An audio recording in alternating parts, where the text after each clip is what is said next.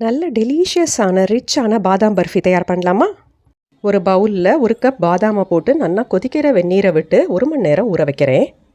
ஊறின பாதாமோட தோலை ரிமூவ் பண்ணி ஒரு மிக்ஸி ஜாரில் போட்டு கொஞ்சம் கொஞ்சமாக பாலை விட்டு இந்த மாதிரி கரகரப்பாக அரைச்சிக்கணும். இதுக்கு மொத்தமாக 1 கப் பால் தேவைப்பட்டது. ஒரு அடி கனமான கடாயை சூடாக்கி 1.5 கப் ஜீனி, அரைச்ச பாதாம் விழுதையும் போட்டு மீடியம் ஃப்ளேமில் அடுப்பை வச்சு கைவிடாமல் கிளறணும். ஒரு சிட்டிகை குங்குமப்பூவை கொஞ்சம் பாலில் ஊற வச்சுருந்தேன், அதை இதோட விடுறேன். இதோட கொஞ்சம் கொஞ்சமாக நெய்யை விட்டு கைவிடாமல் கிளறணும். கொஞ்சம் திக்காக நெய்யை விட்டு கிளறணும். டோட்டலாக இதுக்கு 5 டேபிள் ஸ்பூன் நெய் தேவைப்படும்.